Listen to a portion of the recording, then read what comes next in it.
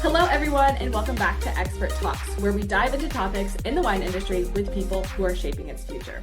I'm Lauren Heindel, your host, and today I'm joined by Alison Crowe, Vice President of Winemaking at Plata Wine Partners. Alison's been behind the curtain of some of the most successful large-scale winemaking partnerships in the industry, and she's here today to break down what it really takes to successfully leverage custom crushing as either a client or a provider. Alison, welcome. Thanks, Lauren. It's so good to be with you. Thanks. Yeah, so before we jump into your framework for custom crush success, let's give folks some context. Can you tell us a little bit about Plata Wine Partners and your role there? Sure. Plata Wine Partners is a medium to large scale wine company, but we work mostly behind the scenes in a B2B capacity for the wine industry. We produce both bulk wine and bottled private label wines, often for major national and international retailers. And we source fruit from over 20,000 acres of sustainably certified vineyards through our partner Silverado from InnoVint. My role as VP winemaking includes managing our custom crush relationships, which are a huge part of how we help brands scale efficiently and with quality in mind. We don't own any bricks and mortar and have been successfully operating in the custom crush environment for over 20 years. Wow, that's a long time. And I know that you've had a long history with Custom Crush even before Plata, right? Sure, early in my career, I worked at Bonny Doon Vineyard, and they at the time had grown from about 80,000 cases to just over 500,000 in about 4 years. We couldn't have done that without custom crush partnerships. So that experience really shaped how I think about what makes these relationships work and what could cause them to fail. Yeah, I'm sure. I'm just so excited to have you on the series today because in 2025, right now, we're seeing a lot of wineries opening up their doors for the first time to Custom Crush. And coming from someone as experienced as you, I know you've developed a pretty clear framework for how to do Custom Crush well. So together, we're going to walk through what wineries really need to consider when they're taking on Custom Crush clients at their facility or when they're deciding that their operation is ready for some Custom Crush support. Alison, let's start with the first step. What do you got for us? All right. Step one is defining your problem or your need. Basically, every organization has to ask itself first, what are we trying to solve? Is this about short-term capacity needs? Is your company launching a new brand, testing a market? There's a big difference between someone who needs a quick solution for one vintage and someone who wants to build a long-term strategic partnership.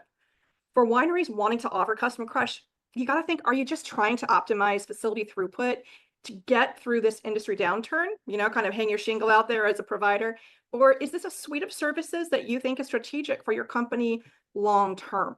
I also think it's important for folks to realize that there are many flavors of custom crush, from full service grape to grave contracts where everything is priced to an alternating proprietorship where basically you as the winemaker are going to visit another winery and you're going to do the work or your crew's going to do the work for specialty services. A great example would be, if you've got a small mom and pop winery and the winemaker wants to expand somewhere and they just need special services for a little bit.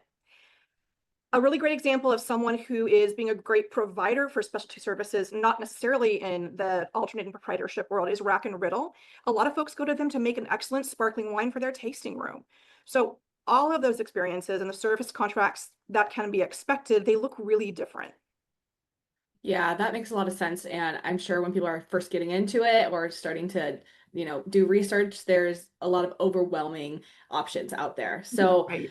how as like would you say if you are providing the custom crush service, how would you manage the different types of clients that come to you?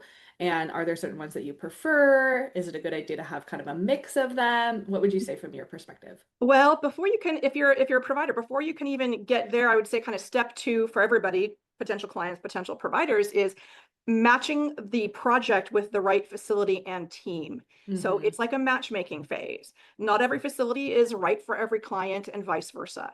Things like winemaking style, scale, timing, even personality and communication preferences. Some clients are super hands-on, other want to plug into a well-oiled machine and walk away.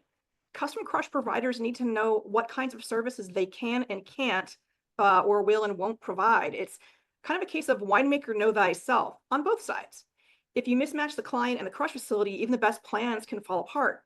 So for prospective custom crush clients, I would say your due diligence is really, really important. You want to, after you've figured out what problem you're trying to solve, like let's pretend that um, your Sauvignon Blanc program is going gangbusters right now, like a lot are, and you don't have enough white tank capacity to do that program. So you're going to go search somebody who can specialize in the kind of Sauvignon Blanc you want to produce.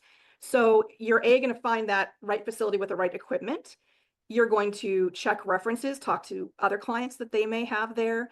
Sometimes if you don't have those relationships yourselves, you can talk with brokers like Turrentine, Ciotti. These are folks who don't just broker bulk wine and grapes. They also have very deep, long relationships and can help folks new to this navigate some of the waters.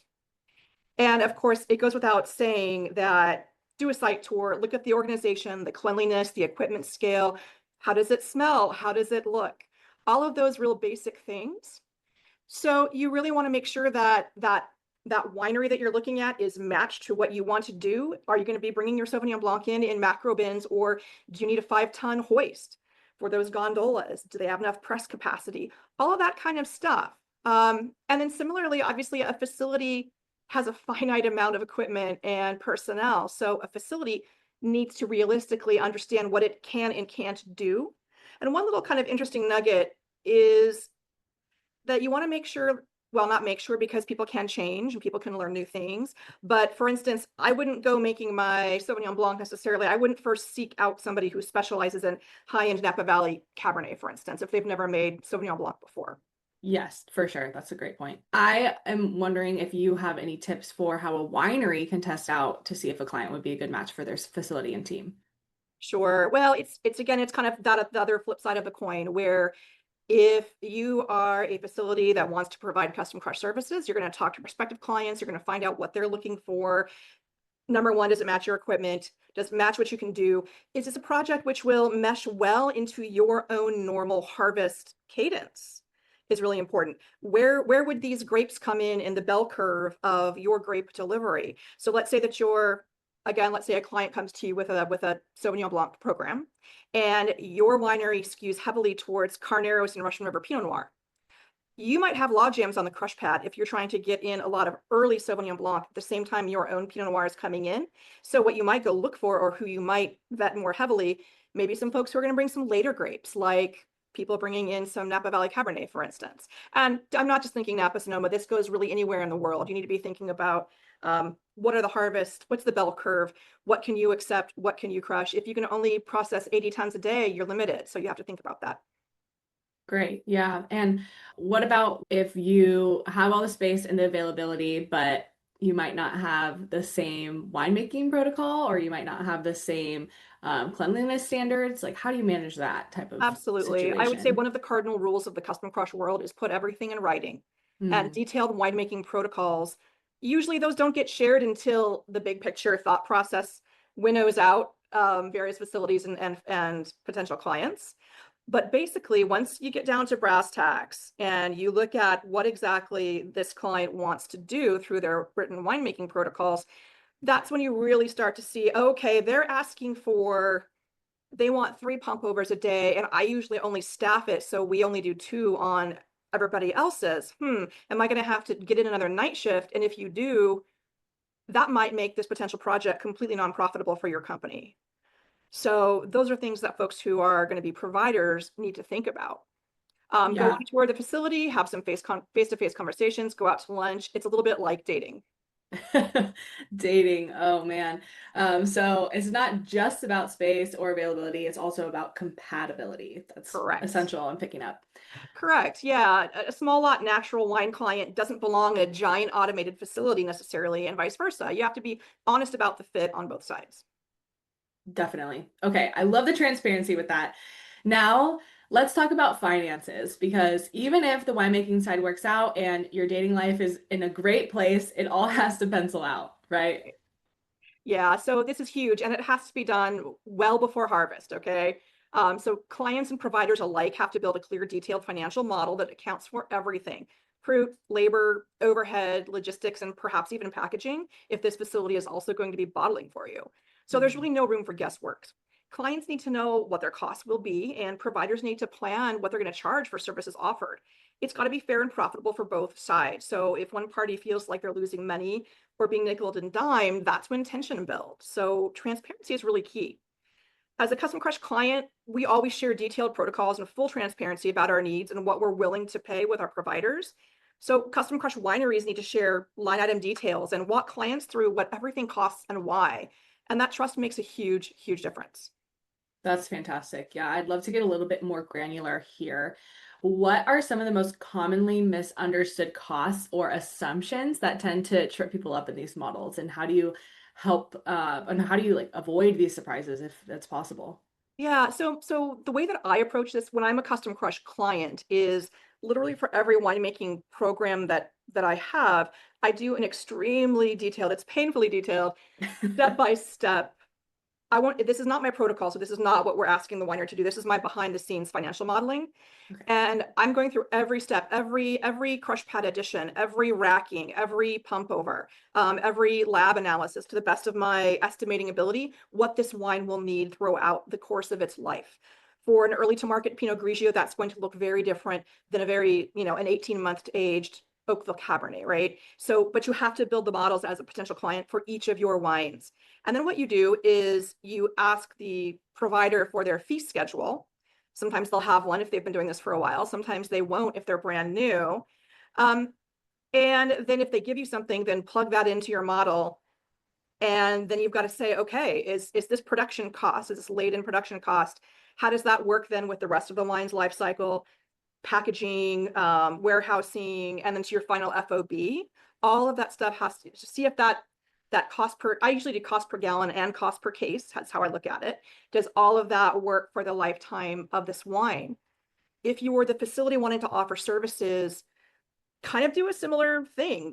You can start with your own wines. And by the way, everybody should have a really good idea, hopefully they do, of what their wines cost to produce. What are the steps involved, the labor, the overhead, all of that. And then you can start to get an idea of what kind of fees you need to charge to make this potentially profitable for you.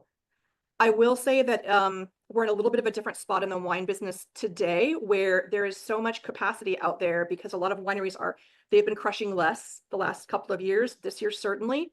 So some wineries are willing to just really cover labor and overhead. So it's kind of a winery clients market right now a little bit. Not to say that yes, this industry is cyclical and that could change. Mhm. But yeah, I mean, so it's really iterative. The costs can change vintage to vintage. It's really a living document that evolves with the relationship. Yeah, that's what it sounds like. Sounds like you need to revisit those numbers and make sure with each wine you account for things that are specific for varietal and for just the unique things that go into each one. Correct. Um, And this all has to this is part of the negotiation. It's got to be agreed upon before you actually ink the contract. mm. Key point right there, I Yeah. bet. Okay, now let's talk about the human side of all of this because you're often bringing in outside clients into an existing winery culture and vice versa, and I'm sure that can get tricky. So, what is step 4, Allison?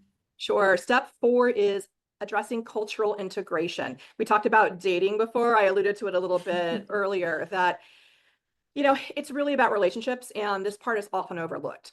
So, winemaking begins with people is a mantra with me, and it's especially applicable in the custom crush world.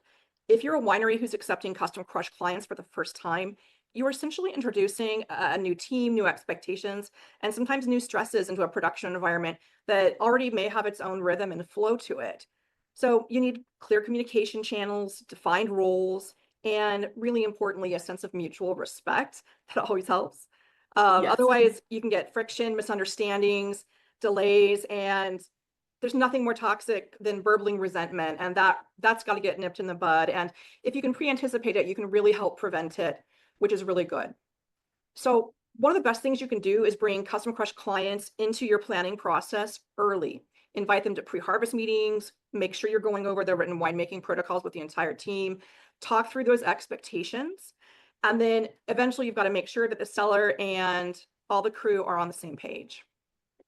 That's essential, Yeah. I'm sure. So, what have you found to be the most effective way to communicate between your team, clients, vice versa? And do you find that having more barriers up is helpful or having less barriers and having more gray area? What have you found work? Yeah, I would say, I wouldn't use the word barriers. I would use more the term structure. So Yes. Okay. in the custom crush world, whether you are the provider or the client, having things in writing is critical. And in fact, some of our providing wineries, they won't move a drop of our wine unless our director of winemaking is giving them that email that says that. And frequently, how wine works. There are sometimes things in the heat of the moment that have to be dealt with and brought up. So we're often on the phone, absolutely.